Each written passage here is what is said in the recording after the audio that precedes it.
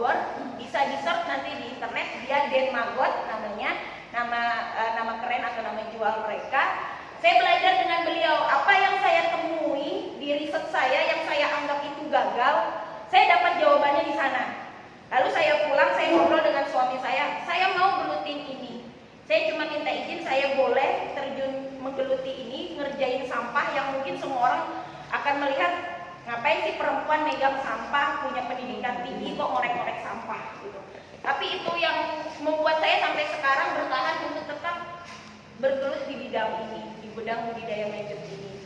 Jadi akhirnya kami berdiri Borneo Sustainable Farm, bukan suatu UMKM sebenarnya, mungkin seperti Pak Herman dan Pak Matius. Kami cuma hanya komunitas. Jadi ada 4 orang, saya, ada Bu Devi, ada Ibu Yusanti Mantu. Kebetulan beliau saat ini belum bisa hadir karena ada kegiatan. Lalu suami saya sendiri dan 2 orang anak saya yang masih berusia 7 dan 8 tahun. Jadi kami mengolah sampah, yang kami kelola adalah sampah rumah tangga kami. Jadi kami berprinsip, kami yang menghasilkan sampah, maka kami bertanggung jawab untuk mengelola sampah yang kami hasilkan. Nah, berjalannya waktu, saya sendiri sudah tergabung dengan Asosiasi BSF Indonesia untuk wilayah Kalimantan Tengah. Di situ ada Profesor Agus Pakpahan, salah satu guru besar di IPB juga. Lalu ada Dr. Melkarini, salah satu perempuan cendekiawan yang pertama kali terjun meneliti BSF ini. Dia adalah peneliti dari Balai Riset Ikan Hias di Depok. Lalu ada Profesor Dewi, salah satu guru profesor di IPB juga di peternakan. Mungkin yang teman-teman peternakan kenal dengan Prof Dewi. Lalu ada Biomak itu juga besar di daerah Depok. Itu Aminuddin, CEO-nya masih muda, adik tingkat saya. Dan ada juga Pak Markus Susanto. Pak Markus Susanto ini yang pegang wilayah Sentul. PT besarnya itu adalah PT Magot Indonesia Lestari. Saya terbuka, silakan teman-teman akses. Itu adalah rekan-rekan saya yang sampai saat ini masih mensupport saya dan selalu memberikan semangat. Kalimantan bisa maju karena kalian sebenarnya punya potensi, punya lahan yang lebih besar daripada di Pulau Jawa. Potensi perkebunan ada, potensi yang lainnya juga ada. Apalagi terkait dengan kita sebentar lagi akan menjadi salah satu negara ibu kota penyangga IKN. Jadi harusnya kita sudah bersiap diri untuk gimana kita membenahi sampah yang ada. Maka kalau Pak Markus Susanto, mentor saya yang sampai detik ini masih selalu WA saya bilang, ayo dong Bu Cici, mana nih gregetnya di Palangkaraya. Saya sudah sempat kunjungan ke tempat beliau. Saya buka slide-nya.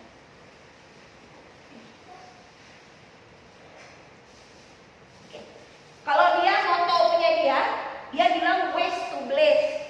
Sampah jadi berkat, sampah jadi berkah. Berasal dari situlah akhirnya saya dan teman-teman dari Borneo Sustainable berpikir bahwa sebenarnya sampah itu kalau dikelola oleh tangan-tangan kreatif, maka dia itu bisa jadi sebuah permata sebenarnya. Nih, bisa jadi sebuah permata. Sama seperti yang dikatakan oleh Pak Markus tadi, waste to bless. Makanya kalau kita ngerjain sampah, sebenarnya kita ngerjainnya pakai hati. Kalau pakai hati, lalu kita punya pemikiran, karena kita seperti dibilang sama Ibu Berlianti tadi, kita kerjanya kerja cerdas, ya kerja cerdas. Karena saya tahu di sini dengan latar belakang ada yang sudah dokter, makanya saya agak ciut juga nyalinya karena ada dosen yang sudah dokter, saya masih S2 gitu. Nanti mohon arahannya Bu kalau misalnya saya salah atau bagaimana gitu ya. Jadi hari ini saya mengangkat topik ini di tangan orang kreatif, sampah organik itu bisa menjadi sebuah permata. Ini gambaran real teman-teman yang dari bank sampah lebih tahu daripada saya. Inilah kondisi Indonesia saat ini, di mana kita ini dalam kondisi darurat sampah. Padahal kita masih berada di tahun 2022. Jokowi punya mimpi di tahun 2045 Indonesia ini bebas sampah. Kita tidak akan bisa mendapatkan Indonesia bebas sampah kalau dari sekarang kita tidak bergerak dengan berbagai macam cara pengolahan sampah. Salah satu yang saya tawarkan hari ini adalah dengan menggunakan larva dari lalat BSF. Ini data terbaru. Ini adalah kondisi, ini Kompas, bukan saya yang bikin, tapi ini Kompas dan ini beredar waktu itu kami rame di Asosiasi BSF. Wow, potensi kita untuk kita kelola itu banyak. Ini adalah gunung es yang suatu saat akan mencair, meluber. Kalau kita tidak kelola, akan menjadi ya akan hilang lah nantinya. Karena prinsipnya sampah ini selama masih ada manusia, selama masih ada makhluk hidup, maka sampah itu nggak mungkin nggak akan ada. Jadi sebenarnya kalau berbicara sumber dayanya, sampah itu tidak akan pernah habis. Yang dilakukan 69% benar ya Mas ya, hanya ditimbun ya Mas ya. Sayang kalau ditimbun ya. Saya juga nanya sama yang biasa ngambil sampah di rumah saya, sampah ini ditimbun aja Bu, dia bilang, nah, ditimbun. Kalau untuk diolah jadi kompos paling sekitar 7%. Tapi Pak Menkes sudah bisa ya Pak ya. Nanti kapan-kapan kita sharing, kita jadikan beliau, saya yang jadi duduk di sini. Beliau sudah bisa mengolah sampah dengan ekoenzim. Itu juga salah satu pengolahan sampah yang menurut saya punya manfaat luar biasa, menghasilkan cuan yang luar biasa juga. Nah, lanjut. Sampah di Indonesia itu sebenarnya 50%-nya itu didominasi oleh sampah organik sebenarnya. Nih. Ini saya ambil dari data dari CNN ya. Dia memang menyatakan bahwa sampah organik di Indonesia itu yang mendominasi dia sampah organik. Apapun bentuk asalkan yang namanya organik. Maaf saja saya berbicara kotoran hewan, feses itu juga termasuk kategori organik. Lalu, siapa sih penyumbang terbesarnya? Ternyata rumah tangga kita penyumbang terbesarnya. Saya sudah hitung-hitungan dengan Ibu Dewi, dengan Ibu Mantu dan suami saya. Ternyata setiap satu keluarga, kepala keluarga itu pada umumnya satu hari itu bisa menghasilkan sampah 1-3 kilo per harinya. Sampah yang sifatnya organik. Nah, sampah itu pada umumnya kalau tidak ada saya dan mungkin Bapak Menkes yang mengelola, mungkin berakhirnya ya palingnya ke TPS, TPA. Makanya nggak heran kalau kita lewat di tempat pembuangan sampah aromanya luar biasa. Karena sampah yang busuk itu sebenarnya sampah organik, bukan sampah anorganik.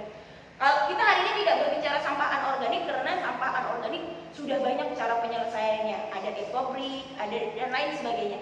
Kita fokusnya ke sampah organik karena memang posisi yang menduduki itu adalah sampah organik yang paling besar. Lalu saya berpikir kenapa harus kita kelola dengan konsep, kami menyebutnya dengan konsep biokonversi. Jadi kita merubah sampah yang awalnya itu tidak punya nilai, sampah yang hanya dipandang sebelah mata dengan konsep biokonversi menggunakan larva BSF atau maggot. Mungkin teman-teman di sini ada yang awam mendengar nama ini, tapi saya yakin banyak juga yang sudah mungkin ikut webinar, ikut membaca jurnal ya, atau mendengarkan di siaran televisi. Karena sebenarnya maggot ini bukan hal yang baru sebenarnya. Di Pulau Jawa sudah berkembang. Kenapa kita di Kalimantan tidak bisa berkembang seperti mereka di sana? Jadi sebenarnya yang menjadi kata kunci di sini adalah bagaimana teman-teman kita yang ada di sini nanti kita bisa bentuk suatu komunitas khusus untuk kita sendiri. Kita akan bekerja sama, saling bersinergi, bersama-sama. Kita coba berbicara dengan Dinas Lingkungan Hidup. Karena sebenarnya untuk sampah organik ini sudah ada undang-undang. Saya tadi malam berusaha mencari-cari undang-undang yang mengatur itu, dan sebenarnya ketika kita mengelola sampah dengan biokonversi, dengan maggot, ekoenzim, itu sebenarnya Dinas Lingkungan Hidup harusnya mendukung karena kita membantu mereka menyelesaikan masalah. Gitu. Jadi sekarang bagaimana kita yang ada di sini jadi leadernya, jadi kepalanya. Yuk, mungkin di daerah Katingan nanti ada Pak Herman ya berdua jadi leader di sana. Nanti kita yang di sini, kita ada punya teman-teman dari Sahabat Alam yang juga peduli dengan lingkungan, ada teman-teman dari perwakilan Bank Sampah, ada akademisi juga selain saya, ada 2 ibu, bahkan ada 3 ya Bu ya, 3 atau 4 gitu ya, yang dari akademisi ya Bu ya, oh tidak salah. Ada dari Dinas Perikanan juga yang sebenarnya manfaatnya nanti juga akan lari ke teman-teman di Dinas Perikanan. Nah, sebenarnya caranya yang paling utama itu kita pilah dari paling bawah dulu. Saya setiap datang ke sekolah-sekolah, saya tanya, apakah anak-anak sudah diajarkan cara memilah sampah? Jawabannya belum. Jadi mereka hanya, walaupun ada tong yang tertulis ini sampah anorganik, ini organik, mereka nggak tahu. Yang penting buang aja sampah di situ. Jadi sebenarnya pendidikan dari kecil itu sudah diajarkan untuk mereka bisa memilah yang mana sampah organik, yang mana anorganik. Kebetulan 2 anak saya sudah bisa memilah itu karena dia tiap hari kalau sudah punya sisa makanan yang tidak habis dia pasti ngomong, "Mi, saya kasihkan maggot." Ya, silahkan. Tapi kalau sampah plastik dia langsung buangkan ke tempat sampah. Nah. Ini pengertian dari biokonversi, semoga terlihat karena bisa dimatiin mungkin. Nah, jadi sebenarnya biokonversi itu adalah dimana kita memproses atau terjadinya sebuah proses mendegradasi, mengekstraksi, mengubah nutrisi yang ada di dalam sampah organik itu. Apa yang mau kita ambil dari sampah organik itu? Nutrisinya protein dengan lipid yang terkunci di dalam limbah organik atau sisa makanan dengan menggunakan bantuan dari larva Hermetia illusion atau biasa orang sebut maggot, BSM. Nah, tujuannya dari biokonversi ini kita menyediakan biomasa larva dengan kandungan protein tertinggi. Kalau teman saya, adik tingkat saya si Aminuddin bilangnya sumber protein terbarukan. Ya. Jadi kalau pemerintah bilang ada sumber gas yang terbarukan, maka kalau dengan maggot ini maka bisa dikatakan muncullah teknologi protein yang terbarukan. Jadi kita tidak perlu lagi harus mengandalkan protein dari tepung ikan kalau kita mau membuat pelet, ya, tapi bisa dari si maggot ini. Nah, selain dia untuk pakan ikan atau pakan ternak, ternyata kotoran dari si maggotnya ini bisa jadi pupuk organik. Saya sudah jual juga, kebetulan kami sudah uji laboratorium. Nanti teman-teman juga dapat, silakan teman-teman coba. Nanti silakan kontak saya kalau misalnya hasilnya tidak bagus. Tetapi kalau hasilnya bagus, silakan dibagikan pengalamannya dengan orang lain. Karena selama ini yang sudah pernah membeli biofertilizer atau pupuk organik yang dihasilkan dari si maggot ini selalu pesan balik ke kami. Bahkan mereka mau nunggu berbulan-bulan hanya untuk bisa mendapatkan satu pack yang isinya cuma 2 kilo. Sudah mereka coba, ternyata alpukat yang hanya berumur 5 tahun tidak mau berbuah, masih seukuran kaki saya memang lihat padat buah pohonnya, sudah dipangkas daunnya, sudah dikerjakan sebagaimana mestinya, sudah pakai pupuk buah dan sebagainya yang kimiawi, tidak mau berbuah. Ketika dikasih itu dia berbuah, menghasilkan buah yang besar-besar buahnya. Saya sampai dapat dikasih juga. Dan rasanya itu legit sekali. Makanya dia bilang, saya order lagi deh buat si ini alpukat saya. Nanti teman-teman dapat, silahkan nanti dicoba untuk tanaman sayur dan buah-buahannya. Nah, ini awal mulanya penelitian terkait si maggot BSF ini sebenarnya dimulai di tahun 2005. Yang kerjakan ini adalah Ibu Melkarini, Dr. Melkarini, salah satu orang tua saya juga yang sangat mendukung untuk mengembangkan si BSF ini. Dia berkolaborasi, kebetulan mendapatkan dana dari Prancis untuk melakukan penelitian. Waktu itu mereka juga meneliti menggunakan bungkil inti sawit untuk diberikan kepada si maggot. Dan ternyata hasilnya luar biasa bagus dan sekarang sudah diekspor ke Uni Eropa. Jadi kalau kita nanti mau ekspor ke Uni Eropa, pakannya pakai bungkil inti sawit. Tinggal deketin perusahaan, suruh mereka kasih bungkil inti sawitnya ke kita. Kita tidak kekurangan bungkil inti sawit. Saya pernah nanya ke perusahaan, dia bilang, Bu, kalau ibu mau, ibu ambil. Kami tidak akan jual ke Pulau Jawa. Ibu ambil, tapi ibu nggak bisa ngambilnya 1-2 kilo, Bu. Ambilnya bertonton. Saya langsung garuk kepala, tahu di mana kalau bertonton gitu. Tapi saya sudah coba, saya pernah minta dikasih mereka 30 kilo waktu itu diantar ke farm. Saya coba, beda sekali dengan yang menggunakan sampah organik. Tumbuhannya merata, lalu besarnya juga bagus, kandungan nutrisinya saya analisa jauh lebih bagus. Pantas saja Uni Eropa mintanya kalau ekspor harus pakai bungkil inti sawit. Nah, ini sumber sampahnya pasti dari sampah perkotaan seperti yang Ibu Berlianti bilang. Lalu dari food industry sebenarnya bisa kita hasilkan sampah. Dari agroindustri, dari perkebunan. Kalau di sini saya ambil gambarnya ini dari kulit coklat, ya, kandang coklat. Kalau food industri di sini sebenarnya kalau di Kalimantan Tengah masih sangat sedikit. Kalau food industri ini berbicara misalnya seperti perusahaan Yakult, ya, Indofood dan sebagainya. Kalau di Tangerang mereka sudah bekerja sama dengan orang-orang yang saya sebutkan tadi, dengan Pak Markus Susanto, dengan Biomark. Jadi barang-barang expired mereka itu mereka kasihkan, mereka hibahkan saja gratis. Gitu. Tapi kalau kita di sini kita bisa bermain dengan teman-teman kita yang di catering, ya. Retail besar seperti KFC, McD, Pizza. Saya pernah berkomunikasi dengan salah satu manajernya di Pizza Hut. Dia bilang hanya dinas lingkungan hidup, Bu. Jadi kami cuma memisahkan antara yang ini, yang organik dengan anorganik. Setelah itu kami nggak tahu dibawa sama dinas lingkungan hidup kemana. Kami bayar Bu ke dinas lingkungan hidup untuk pengambilan sampah setiap harinya. Itu bisa kita jajaki kerjasama dengan mereka. Nah, lalu yang dihasilkan kalau di sini karena memang background saya orang perikanan, maka maggot ini banyak kami aplikasikan untuk jadi pakan ikan. Lalu dapat juga sih pupuk organiknya. Ini kalau mungkin Pak Herman dan Pak Menlu sudah pernah ngerjain composting bahkan ekoenzim. Saya belum masukin Pak kalau pakai ekoenzim itu berapa lama? Lama juga ya Pak ya, 3 bulanan ya. Yang cepat tadi yang Bapak bilang yang pakai biowash ya Pak ya. Nah, mungkin nanti kita belajar ya Pak ya. Nah kalau pakai composting mungkin teman-teman yang dari peternakan memang 3 bulan ya Bu ya. Nah kurang lebih 3 sampai 4 bulan. Lalu produknya hanya cuma dapat pupuk organik kan Bu ya? Atau ada yang lain Bu? Kalau composting untuk misalnya dari kotoran hewan? Ada ini ya. Berarti makanya saya bilang kalau saya salah tolong di cross check gitu ya. Harga jualnya untuk saat ini seperti ini ya Bu ya. Harga jualnya. Ini saya ambil dari marketplace sih. Apa lebih murah lagi? Atau lebih mahal?